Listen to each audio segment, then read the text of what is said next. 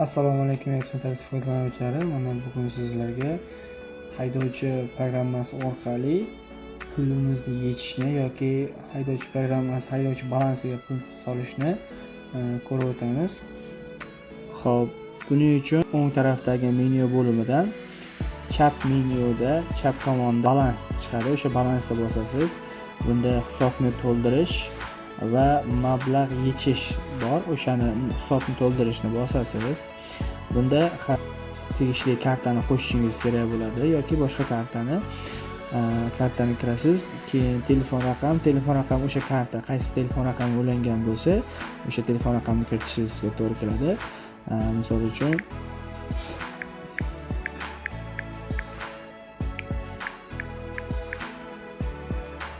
va bu yerda qo'sh tugmasi degani bor. O'sha qo'sh tugmasini bosib qo'yishimiz kerak, belgilab qo'yishimiz kerak. Qo'shishni bosamiz. Bu yerda kartani qanday kiritish so'raladi. Karta nomeri so'raladi. Karta nomerini kiritishimiz kerak.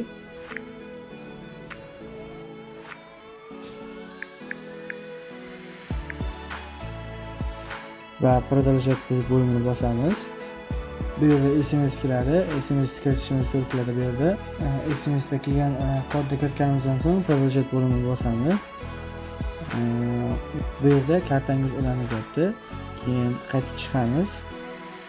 Bu yerda mana kartangiz chiqdi va to'liq to'ldirish summasini bosamiz. Qanchadir miqdor yozamiz.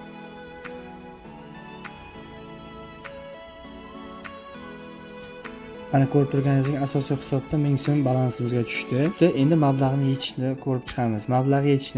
Mablag'ni yechish bo'limiga o'tamiz va bu yerda pul so'm asosiy karta qo'shish bor bunda ham. Xuddi o'shanaqa birinchi qilganimizdek kartani qo'shamiz. O'sha kartaga tegishli telefon raqamini teramiz. Qo'shish tugmasini bosamiz. Bu yerga ham kartani qo'shib qo'yamiz, o'zimizga tegishli kartani.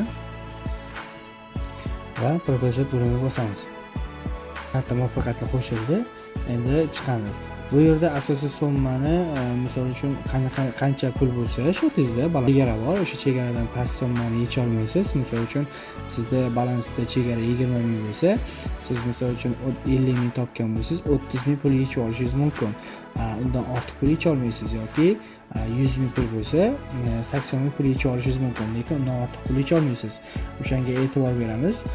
Bugungi kun uchun maksimal yechish miqdori 1 million so'm. Maksimal yechish miqdori, misol uchun siz 2 million 3 million so'm daromad qilsangiz bir kunda, o'sha daromadingizda bir kunda faqat 1 million pulni yecha olasiz, boshqa pul yecha olmaysiz. Agar qanaqadir muammo bo'layotgan bo'lsa, bizga murojaat qiling. Ko'rishguncha xayr, sog' bo'ling.